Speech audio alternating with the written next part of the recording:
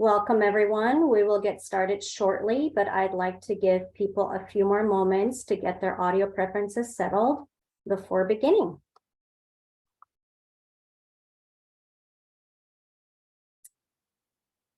All right, hello and welcome to today's EDGE webinar. Before I hand it off to our presenters, I just want to cover a few technical details just in case you haven't joined an ACRO webinar in the past. We use Zoom webinar, which is similar to Zoom meeting, except that your cameras and microphone is going to be off by default. And to interact with each other and with the presenters, you have two main options. For discussion and general comments, you can use the chat button.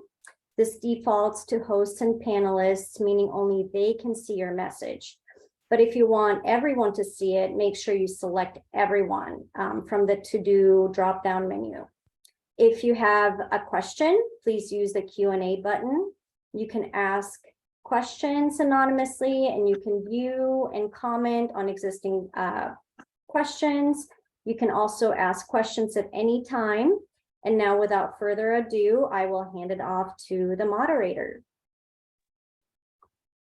Hey, everybody. Thank you so much. This is Drew Carlisle speaking. We're going to have the PowerPoint pulled up for all of you in just a moment. And I apologize if I'm just a little bit echoey today. I'm experiencing some of those technical difficulties that you've heard about in the past. The internet is out at my local office, and so I'm here in the library, so I will just be joining you through audio right now. But we are going to have a few different people that are joining us today. On the call today, we're going to have Jasmine Saidi-Kunert. She is the chair of the IESC. We're going to have Dave Mahaly from ACRO is going to be on talking about some ACRO specific things. And we've also got IESC members Emily Say, Robert Watkins, and Shelmy Kearley that are checking in from Texas as I speak. If we could just go on to that next slide and we can see at least some of the folks that are going to be with us today. Jasmine, would you like to do an introduction of who the IESC is, that group that you chair, that we get together and talk about all these wonderful, exciting international topics every couple of weeks? Wonderful. Thank you so much, Drew. Good morning, good afternoon, everyone. This is our first EDGE webinar for 2023, and we're really excited to share updates with you, and we'll have lots of good stuff coming in the months ahead. As Drew mentioned, I am currently chairing the IESC, which is the International Education Standards Council. We're the body that reviews the EDGE country profiles, the credentials, and the grading scales, etc. And our group is comprised of individuals representing academic institutions, universities throughout the United States, as well as private credential evaluation services. We meet once every 2 weeks, and we discuss questions that you have brought to our attention, as well as other issues that come our way that need to be addressed, reviewed, researched, updated, etc. Our group is representative of volunteers. We do this because it's something we really like to do. So it's a strange passion, but the individuals that serve on the IESC are colleagues that I've known for several years, and it's just an honor to be serving on this council with them, as well as representatives from ACRO that join us, Julia Funaki, Dave Mahalia, and Drew. So it's just a wonderful group. So we have a nice agenda planned for you, and let's get started. Thank you. So today, Dave, if you would come on with me, we can talk about a couple of these things. We're actually going to be on the agenda, which is on the next slide, I think. We're going to be talking about, we're introducing in a new concept, a new kind of section in this IESC, in this EDGE user group. We're going to be introducing something called the Enlightenment Round, or the Enlightening Round is what it really is. And on that next slide, we'll be able to look at everything. I know that we're going to be talking about India for a time, going into some nursing and midwifery, and also the post-basic BSN. so you can understand what the relationship between those various credentials are. And we also wanted to highlight the Institute of Actuaries in India, the IAI.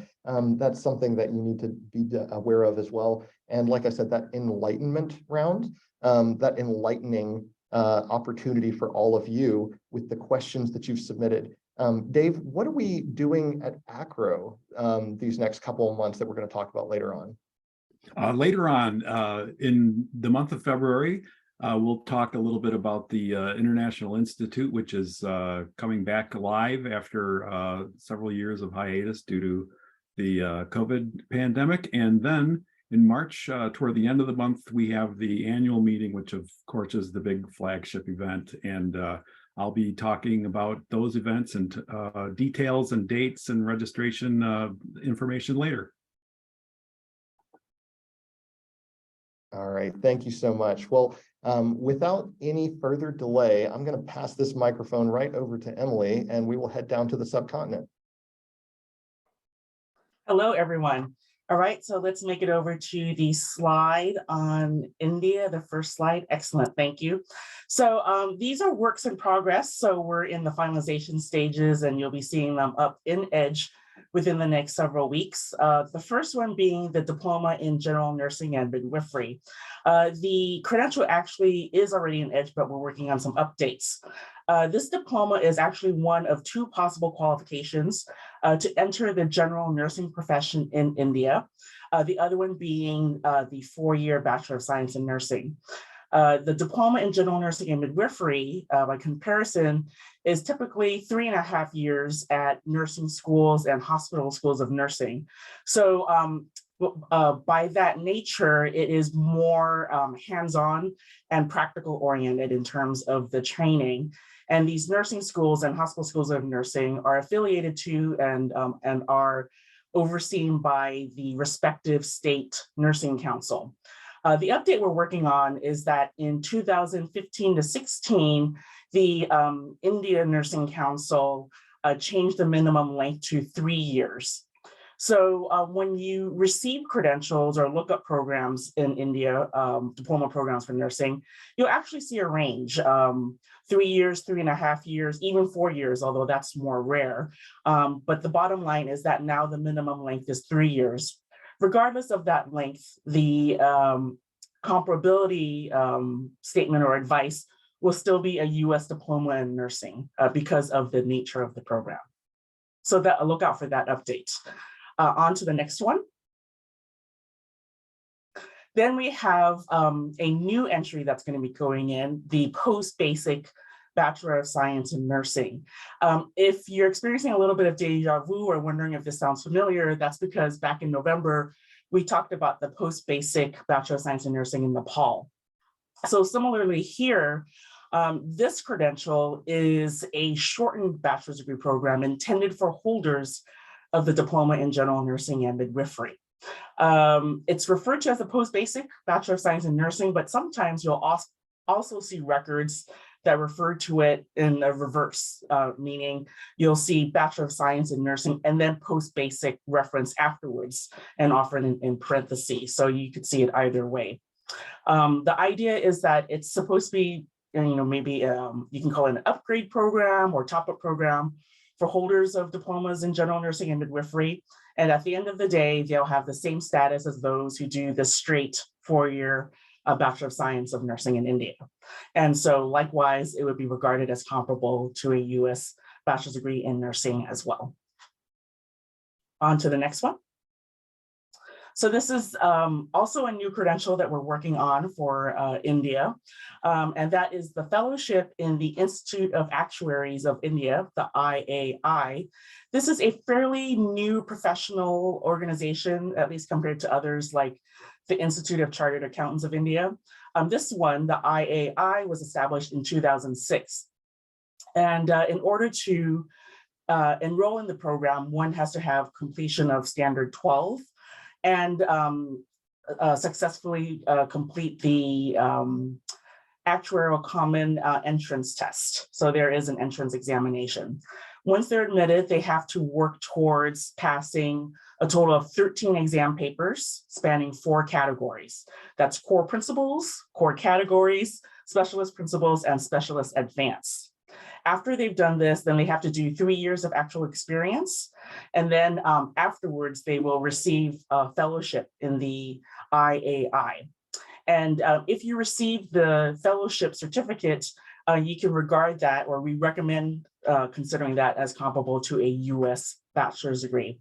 It's very important not to have this mixed up with the associate membership certificate, because for the Institute of Actuaries of India, the associate membership represents something entirely different compared to other professional organizations. In this instance, associate membership actually only represents an intermediate stage completion of the core principles and the core practices components, but they haven't completed the entire program. So what you're really looking for, if you're looking for a bachelor's degree equivalency, is the fellowship certificate. And that's it for the 3 credentials for India. Great. Well, I'll take over from here, Emily. Thank you. We didn't even mention this in the agenda. This is so hot off the press that we've been discussing it this morning, although it has been going on for the last week or so.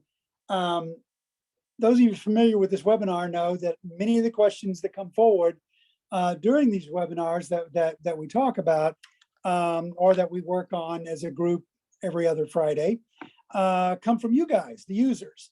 But every now and again, one of us will come up with something that we hadn't seen before, that confused us, or we just flat stumbled into. And this is a prime example of one of those. One day, one of the evaluators here at UT Austin sent me an email message from an applicant who was contemplating doing, who knew that she needed a degree in order to get into or be admitted to UT graduate school, a graduate program. She didn't have one yet. She'd had some study. I can't remember if it was classe préparatoire, BTS, what she had done, but she didn't have a degree at this point. She had the opportunity, she said, at her university to do a magister, and would we accept that? And so my evaluator immediately sent it to me, and I said, I've heard of that, but I can't remember where. So I quickly grabbed IERF New Country Index Volume 1, 2004, and they do mention it, said that it was 3 years after DUG, Diplôme d'études universitaires générales, a long time ago. And I thought I'd seen it somewhere else. And so I went to Mariam Assefa's 1988 book on France, published by ACRO. And sure enough, she talks about it on pages 66 and 7. And by the way, Edge users, that volume is scanned to Edge, so you can actually look at that yourself if you don't actually have the physical copy on your bookshelf. And she talks about it. It was created in 1985 as an alternative to the Grande École Diplôme programs. As you know, most of the Grande École programs are either engineering or business, although there are some that are other disciplines as well. For example, those of you familiar with Sciences Po in Paris, theirs is political science, but most of them are engineering and business, so that you're getting, after 2 years of preparatory classes, you do a 3-year program and get a diplôme d'ingénieur, or if you're in business, it's diplôme de, acronym of the school, usually ESC, École Supérieure de Commerce, or something like that. Well, as you know, those are very elite schools, very difficult to get into, and a lot of students were simply not getting into them. Even after class preps, when they took the concours, they may now have passed or done well enough to get into one. And so the government decided to create a degree pathway that was very similar with specialized programmatic study. And so they created the Magister in 1985. And it followed the DUG, which, as you know, went away when France implemented in 2002, 2003, the Bologna compliant model of LMD, Licence Master Doctor. But the Magister hung on. Now you can access it, since there's no more DUG out there, you can access it with the BTS, you can access it with class preps. 2 years of something that's been determined to be comparable to the old DUG. And then you do 3 years of study and you get your Magister at the end. Now, it sounds pretty straightforward to me. 2 + 3, very much like the Grande École, 2 + 3. So it ought to be comparable to the University Master, which is to say the US Master's degree, as we have in EDGE already. Well, it turns out that this, though the government was somewhat behind creating it, they did not actually make it a national diploma or degree. So it therefore has no actual legal protection or accreditation. In fact, they started to accredit it, it appears, in 85 when they created it.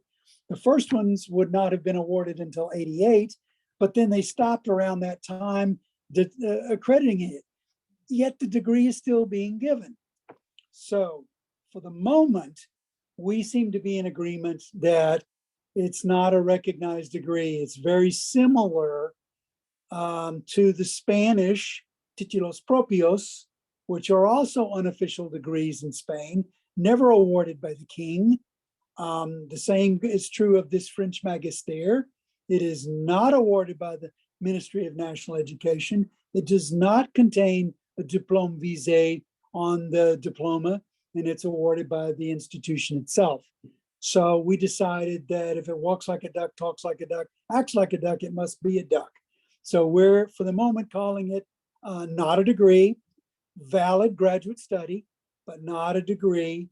And we're going to hash this out some more because there's some concern among us that maybe there was a brief accreditation period when we might say that from this year to that year, it was okay, but after this year, it is not. So that's kind of where things are at the present, and we'll keep you informed. Naturally, there's nothing in EDGE at this point. Alas, the young lady that brought it up to us here at UT Austin had not even done one yet. She was just contemplating it. So we have nothing to show you, but we know they exist out there because I went to the website of Université Paris-Saclay, and they talked about this degree, and they admitted that it was not a national diploma, and yet said it's 3 years after a BTS, 3 years after class preps, and so on. So there we are. We're still struggling with this, but we wanted to update you on the fact that it's out there and that we're going to deal with it at some point. And with that, I will stop.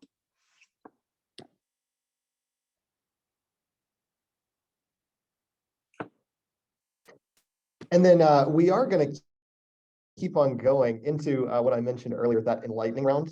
So a lot of, as Robert mentioned, the questions that we get that are coming in, they come from you guys. And the more information you can submit when it comes to context about where this credential came from, ensuring that it's redacted, giving us just all of that research that you can do for yourself will allow our team to be able to give you that professional recommendation a little bit quicker. But we've assembled just some of those questions and thought we might go through and kind of rapid fire answer some of them for you. So Robert, I don't think you're going to be gone for too long. What's our first one that we have today, Belma?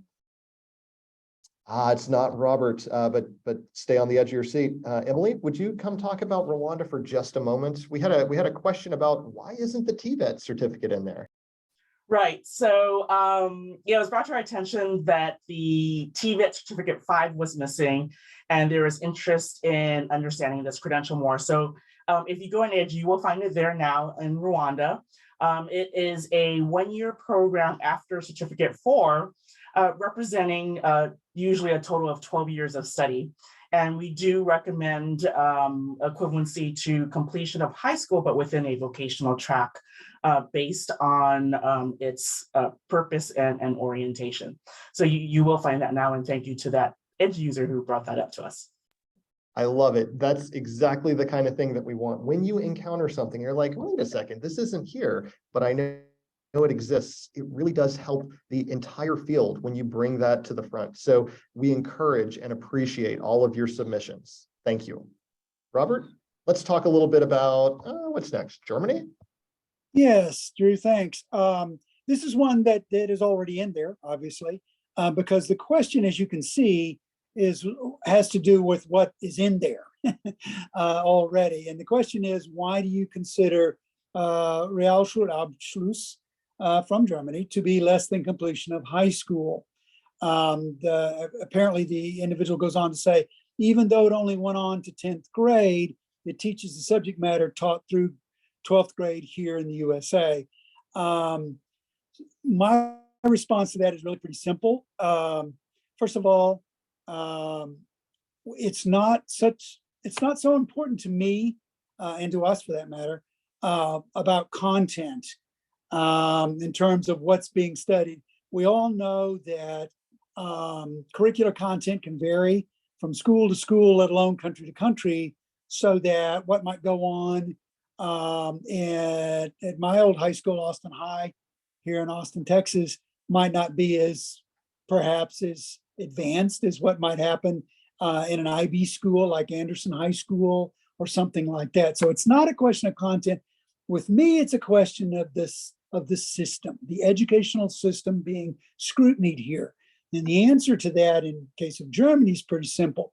First of all, Realschule ends in 9th or 10th grade, depending on the state of Germany. In Germany, they're both Hauptschule and Realschule vary from 9th to 10th, depending on which state in Germany you're talking about. But here's the thing that is the same in all of the states with respect to this level of education. This is called Sekundarstufe 1, that is to say, secondary level 1, all right? And what happens after that, after you complete this level of education, it doesn't matter what you studied, doesn't matter what the curricular content was. When you complete Sekundarstufe 1, you move on to Sekundarstufe 2, which is to say secondary school level 2, which is, and there are a number of options, as you know, in Germany. It could be Gymnasium, it could be Fachhochschule, which is to say a technical high school, or you could go over to the so-called dual system and do a Berufsschule, a vocational school, and study to get a trade, a qualification, and some academic study while you're on the job, and so on. So the point is there is a level of education beyond Realschule, which is higher secondary. And so that is less than, going to always be less than US high school graduation, regardless of whatever the curricular content being studied in that particular school happens to be. We make the same argument to some extent when we talk about European higher education versus US bachelor's degree higher education, where we are broad and Europeans are deep when they study that single subject for 3 years or 4 years or whatever the case may be. But the point is, in answering our questioner here, is that this is less than high school graduation in the US because it is only Sekundarstufe 1 and only goes up to a certain level. It's not so much counting years, although that's important.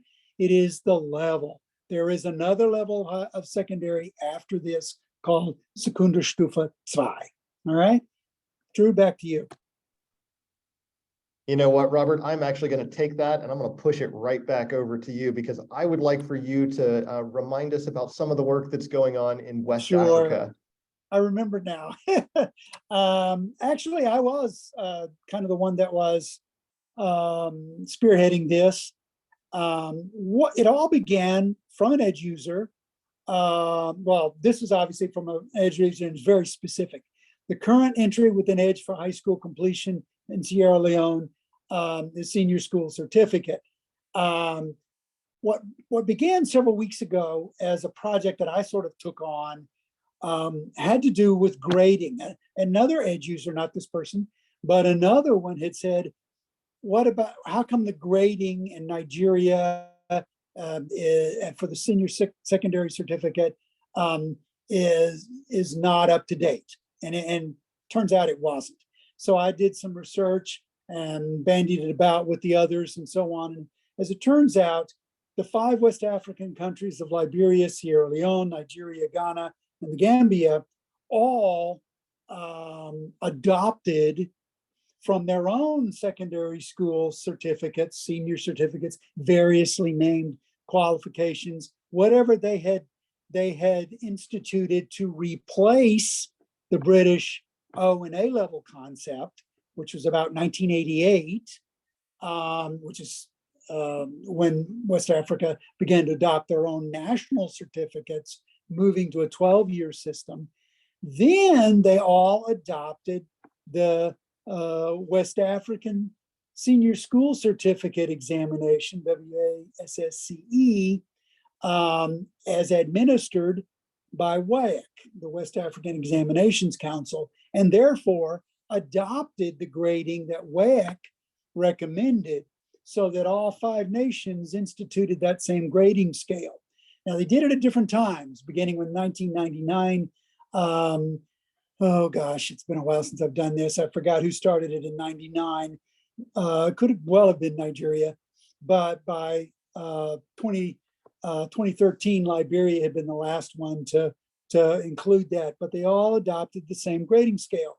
Well, lo and behold, we were so caught up with fixing this problem in EDGE that we had it right, that it was beautiful. All 5 countries represented. We had a blurb that explained what all 5 of them did, and we introduced that into each of the grading scale pages of each of the 5 countries.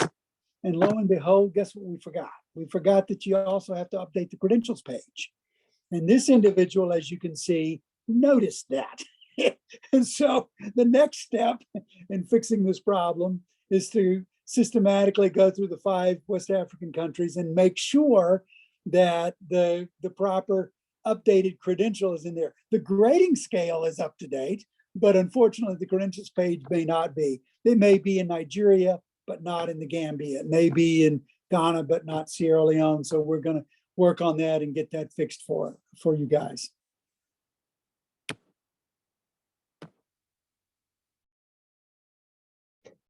And here we're going to begin to hear from Shelby. I think she's going to be able to come on, joining us from down in Texas. Go ahead, Shelby, you're up. Hi, everybody. So in Taiwan, students can enter a junior college diploma after completion of grade 9. And if they do this as a 5-year program, but what happens if somebody actually leaves that program after 3 years and doesn't finish that full junior college program?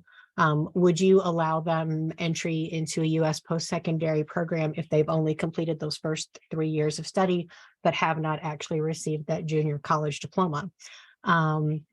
I can say that at our institution, they would be eligible for freshman admission.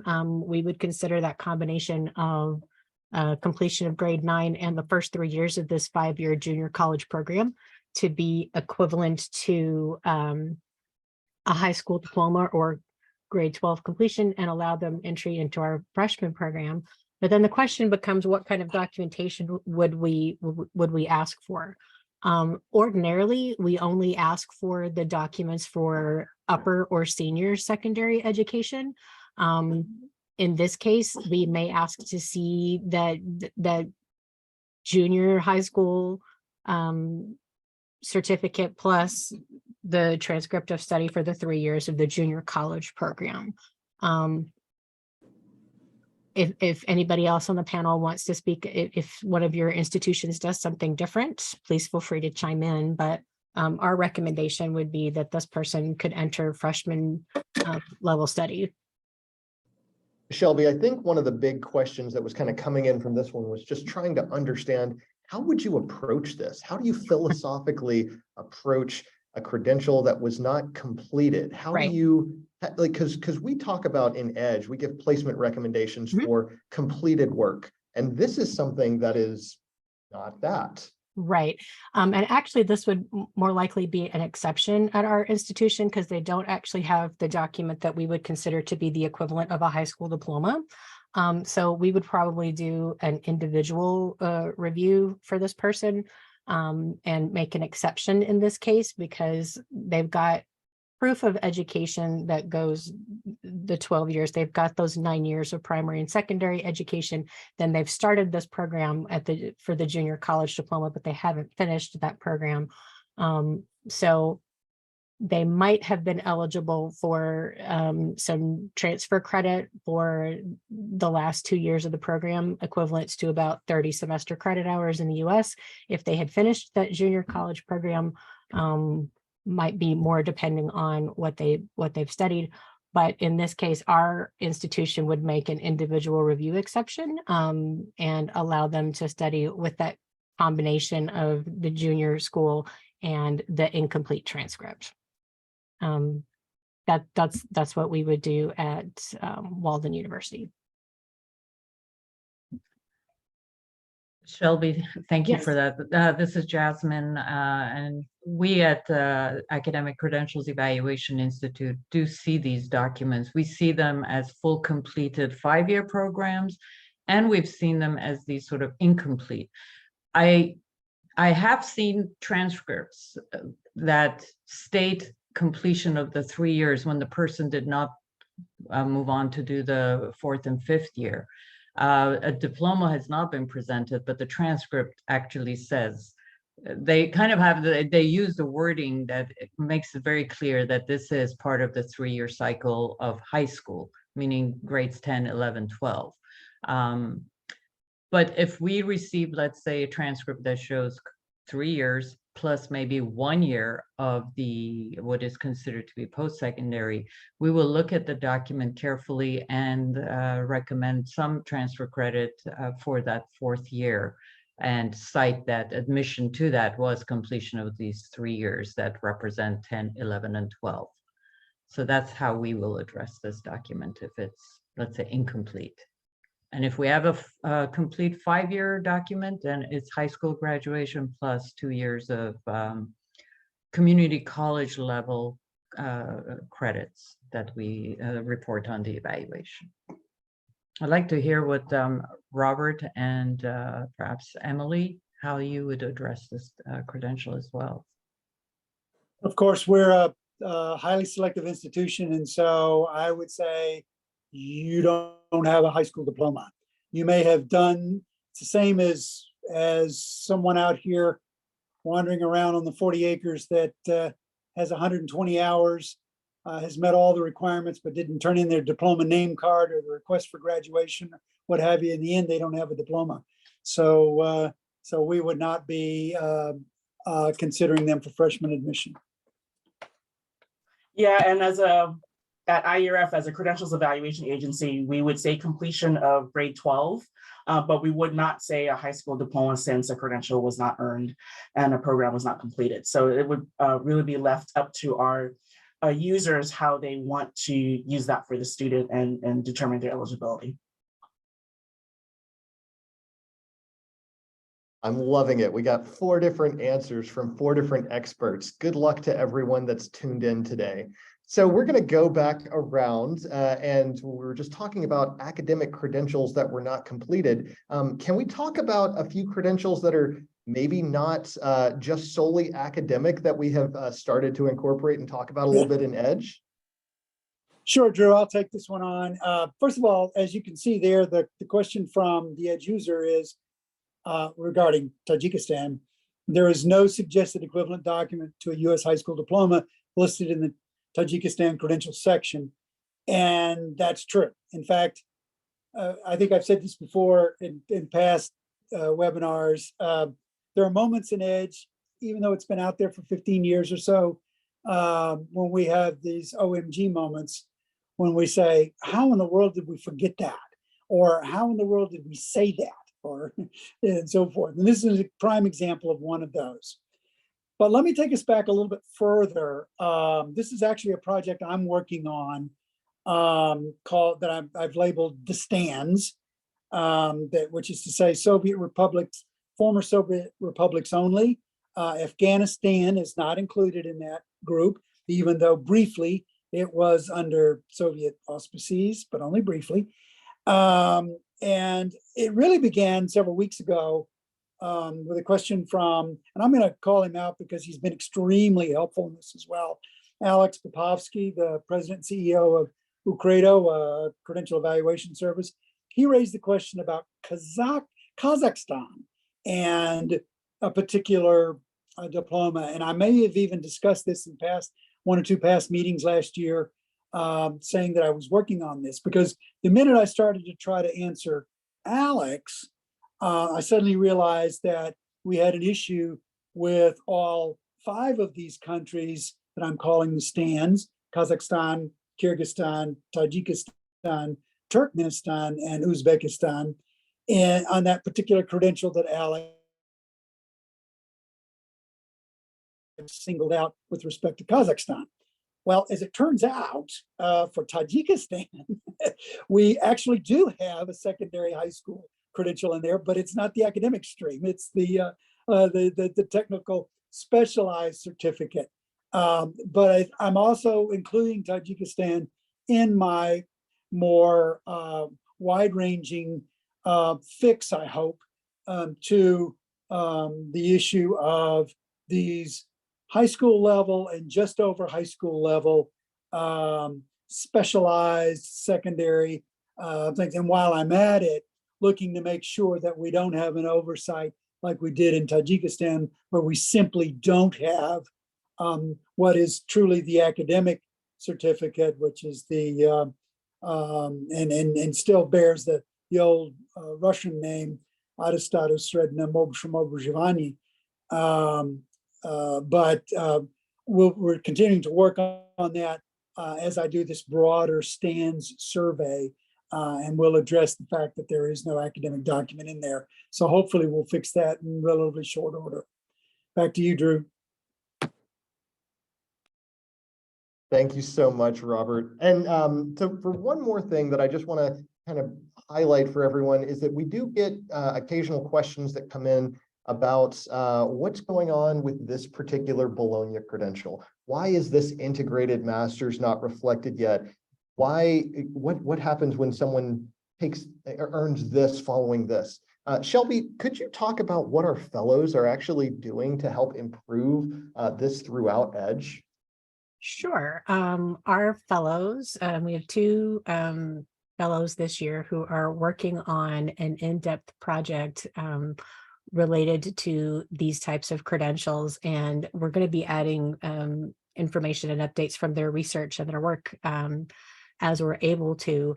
But as you can imagine, Bologna covers quite a number of countries, and there's a lot of information that may need to be edited or updated. So please be patient with us as we are making these updates. They're also working on a white paper that will hopefully be released in the not too distant future that will provide some information as well. We also will be including more redacted sample documents that will give you a better idea of what some of these newer Bologna compliant credentials look like.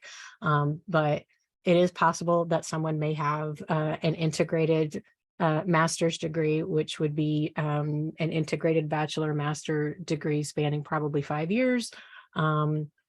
And you can find information in the meantime on the Portugal, I can't remember the actual name in Portuguese, but it's DGES website. They have updated their information to include information about these Bologna compliant credentials that you can look in the meantime.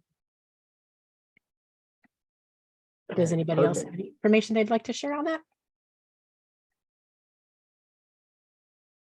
I'm just loving that it's something that we are able to kind of comprehensively address throughout all of EDGE, because Shelby, you even mentioned it. All of those sample documents that people are able to submit, I love it. I love looking through all the diploma supplements that are coming absolutely. in. I do got to hand it to Bologna, and having that summary at the end, I just, it's fun for me. It's so nice. It's so nice. But so just, that was the idea behind the enlightening round. We just just wanted to have a few of the questions that had come in and just kind of give you some of those philosophies that the IESC uses. I thought it was really interesting how we really did hear multiple different approaches when it comes to that credential coming out of Taiwan, that junior college diploma. And I really just think that that shows what an art this profession is. So, we're at a pretty good point here. If we move on to the next slide, we're going to be getting into some of what the ACRO specific stuff is. But I guess we could run that poll and find out who's here with us while I'm talking to you a little bit about these bookmark features. Velma, could we go ahead and run that poll? Just want to know, do you subscribe to Edge right now? Have you been here with us before? This is everyone's first time seeing the enlightening round. And what segment are you here with? Are you here with a school, with an evaluation agency? Do you represent a ministry or government, or are you here with a law firm? We just want to know who we're talking to today. But all of you, whoever you are going to be able to use the information in Edge the same way. And the bookmarks that we have up on the screen right now while you're filling out the poll, the bookmarks are something that for all these countries that we just mentioned, for any time you submit that question, be sure to bookmark within Edge anything that you've submitted, because then the next time you log in, if we've made a substantive update, you're going to get that notification come across the top of your screen, and it's going to alert you that you need to go in and see that. So if we've changed placement advice, if we've added a new sample document on there, all of these are things that might be really valuable and really helpful for you. So even if you know the system really well, it might even be worth bookmarking that, just if you need that that random update that you never expected to be coming. Velma, have we gotten a pretty good number of people responding to that poll? Yes, indeed. Many of you are already Edge subscribers. Thank you so much. For those of you that are not, we do offer a free trial. You can go to the website, www.acro.org/edge, and over on the About Edge page, you can find information about getting that free trial.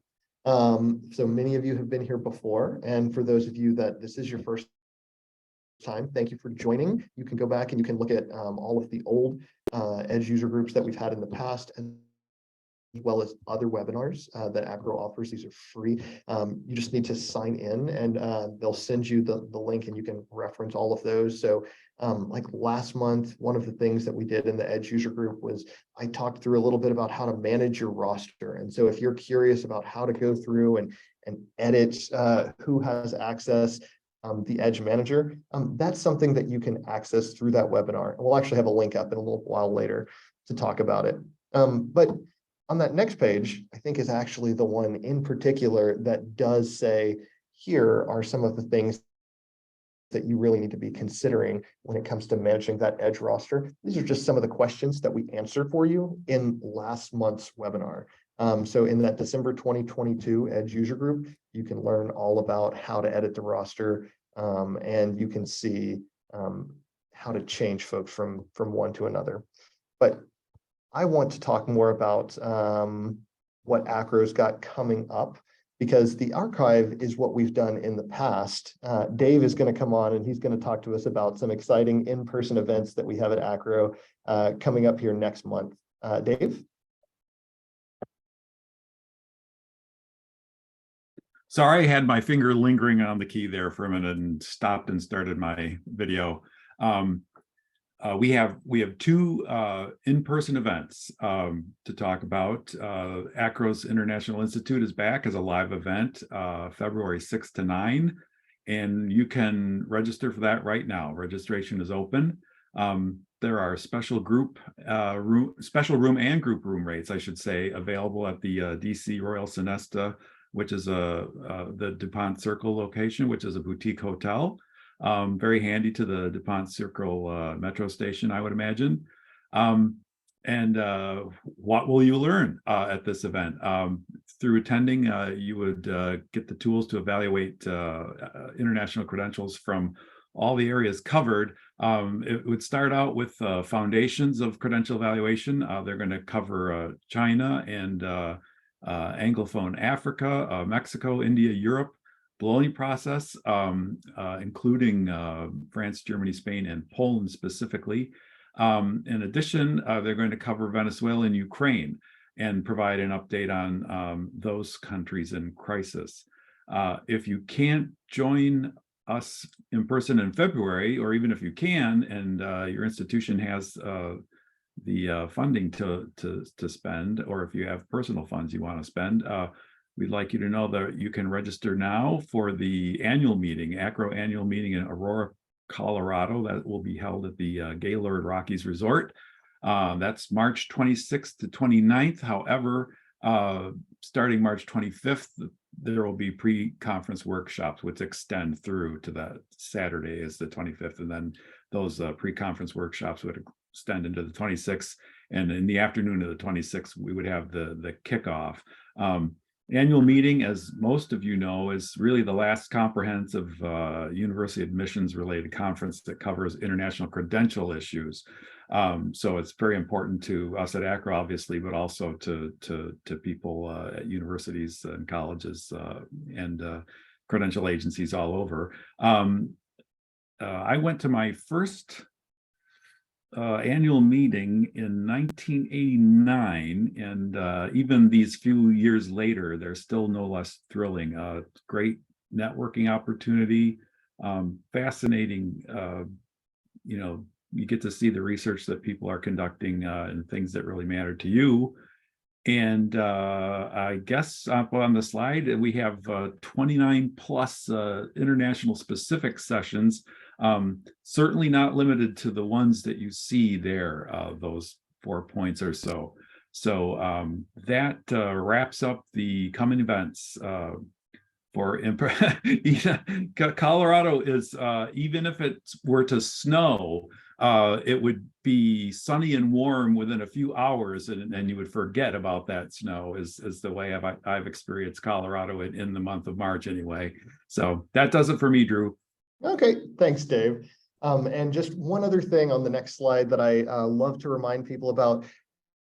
We do want to help support adding new research into this field. And so we do award grants of up to $1,000 when you are working on this research. So if you're looking at wanting to do a substantial work on a full country, if you want to write a white paper, these are all things that ACRO can help you to finance. This is named for Gloria Nathanson, one of the previous chairs of the IESC, and just a very influential and important figure in international education here. So without any further delay, I want to get to some of the questions. I know I've seen a few things flying around in chat. Belma, Julia, Dave, did anyone gather some of those questions? And do we know what a good order is to go through them?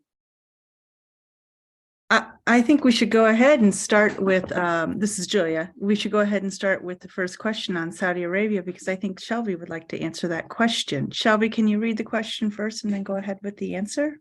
Absolutely. This is from Stacy Herman. Good afternoon. I am looking for a list of technical colleges in Saudi Arabia.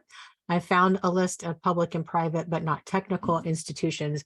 Are you aware of any websites where I can find this information? The Technical and Vocational Training Corporation in Saudi Arabia is responsible for oversight for the technical institutes. And unfortunately, their new website, I'm having a little bit of difficulty locating the links, but there are available in the Internet Archive for the past couple of years, institutes under the purview of TVTC. I'm happy to put that in the chat in just a minute so that you can download that yourself from the Internet Archive Wayback Machine. In the meantime, you may be able to use the Contact Us page on the TVTC website. If you're looking for information about a specific college, you may also want to reach out to Amethyst here in the United States. They're based in Washington, D.C., I believe. And you may be able to visit with one of their advisors who can help you locate the specific page on the current website, or to put you in contact with the appropriate folks at TVTC who can provide that information. I will keep looking on the new TVTC website for that information. And if I find it, I will post it before the end of today's webinar. But Stacy, I hope that answers your question. And if not, please let me know if there's anything else I can be more specific about. Julia, I'll jump on the next two. Thanks, Robert. The first one Go is ahead and read it. pretty simple. Someone is asking, is with respect to the countries, the stands, would it be helpful to refer to the USSR, Russia credentials? And the answer to that is definitely yes. Even what we're trying to do is to have the name in Cyrillic, which is to say Russian, but like it was once upon a time, when back before they were independent. Of course, they've all been independent now 30 years, since 91 or thereabouts. And also the indigenous name. For example, Emily just sent me the one for Kazakhstan. So I'm going to incorporate that because it appears as I go through EDGE with the stands, we sometimes have the Russian Cyrillic, sometimes we don't have anything. Sometimes we have the indigenous language, Tajik, Uzbek, or what have you. And we're going to work on trying to get both of those. But to answer your question, yes, those are good points of reference for you to figure out what to do with the credentials, even 30 years after independence. Well, let me now take on Roshan Khan's question about the Abitur. Abitur from a student. He indicates from a section column labeled 13, that it says it's proof of the 13th year. The state is Rhineland. I gather he means Rhineland-Pfalz, which should have switched to 12 years in 08. But student says city of Bindorf is still doing 13 years. Any way to verify 13 years and how much, if any, college credit do institutions give for which scores from Abitur? This is pretty complex, Roshan. I'll be honest with you. First of all, if you go into EDGE Bologna, EDGE Germany, oh boy, EDGE Germany, in the overview at the very end, you will see a listing of all the German states and when supposedly they made their transition from 13, if they had 13. Remember, the old Eastern states did not, such as Sachsen-Anhalt and some of the others. And so it says when they switched to 12, and in parentheses, it even has the year which they had a dual cohort. So some were graduating with a 13-year Abitur and some were graduating with the new 12.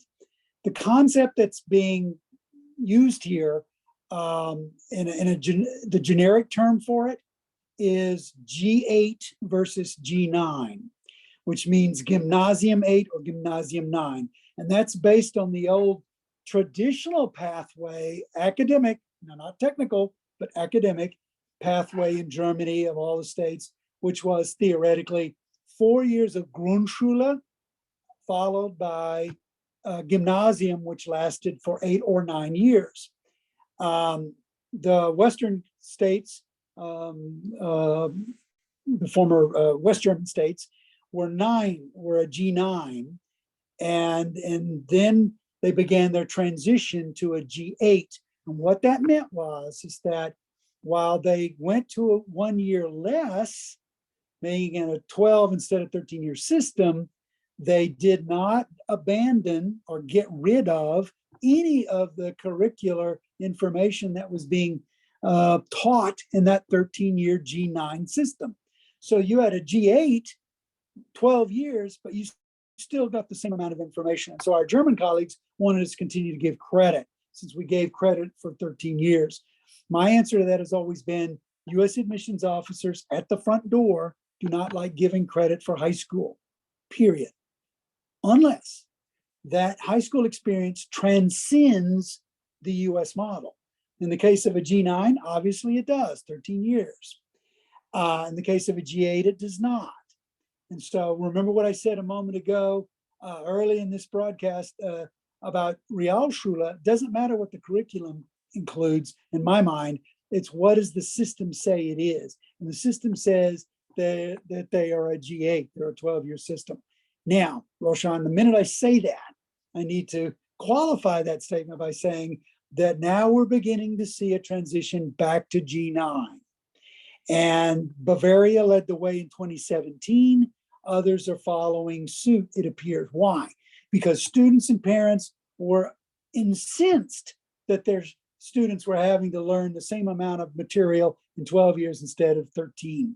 And so it was putting excessive stress on them. So this was the reason that some of them are going back to G9. Finally, let me conclude because I'm taking way too long on this. To your point, you're absolutely right. I was not as aware of Rheinland-Pfalz as I am of Hesse. In Hesse, they never abandoned G9. They had a mixture of both.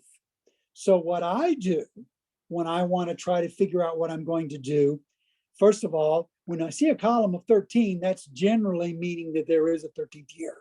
Then in point of fact, they're going to have either 11 and 12, with those final 2 years on that Zeugnis der Allgemeinen Hochschulreife from any state, depending on what state you're talking about, or they're going to have 13 and 4, they're going to have 12 and 13.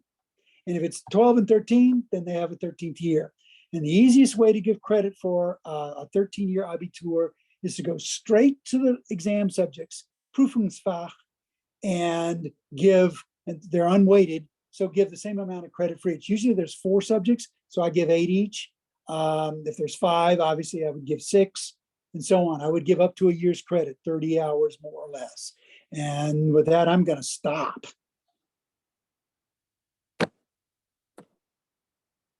Thank you, Robert. There is one last question asking if we could do a session on fraudulent transcripts and tips on how to spot them. We will certainly take that into account and think about a possible future session, webinar on that topic as well. We are always looking for good topics. There are a number of webinars that we've done, and I think you could just check in our archive to see if you find one on fraudulent documents as well. But We, will certainly take Julia, that into sorry to account. interrupt, but we do have a Yes. couple of colleagues that are here on the call with us that have contributed to an ACRO publication on Yep. on looking out for such things. Emily and Jasmine, if either of you want to do a quick little plug for your book, you're welcome to. But this Yes, is one of the please. things. This is one of the things that ACRO does offer some publication resources on as well.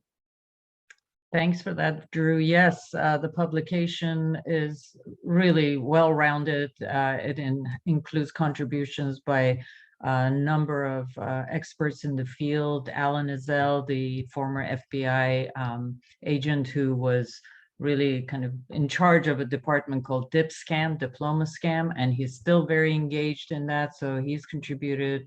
Emily, I believe Ann Koenig, Ed Devlin, there's a number of individuals, and we've each tackled an aspect of fraud, whether it's fraudulent credentials, diploma mills, accreditation mills, the whole 9 yards. So please get yourself a copy of that publication. It's a wonderful reference to have. And of course, ACRO, I'm sure, will be taking this idea into consideration for future webinars. Thank you for that. Thanks, Jasmine. And I did see that that you answered Susan Eklund's question about the difference between the WASSCE and the WAAC. I saw you wrote that answer in the chat. Do you want to summarize what you said real quick? I see the hour. I know we're Sure. all about to head out to Sure. whatever we're going to do. So the WIAC is the actual administrative body that oversees the exams, and the name of the exam was the West African Secondary School Certificate. So that's the name of the examination, and WIAC is the body, the administrator. So you need to see that WASSCE from WIAC. From WIAC, yes. Well, everyone, thank you so much for coming in. Don't forget, we have the webinar archives that are available that you can go back and look at that. This will be posted in not too long. All of the other webinars are available for you to check out. And again, reach out to us at edge@acro.org, submit all of your questions through the contact us forms. And we really appreciate all that you do. We really appreciate your presence, your questions, your comments, and to all the IESC members that helped present today, I really appreciate your expertise. Thank you. Thanks, y'all. Have a good one. See you next third Thursday.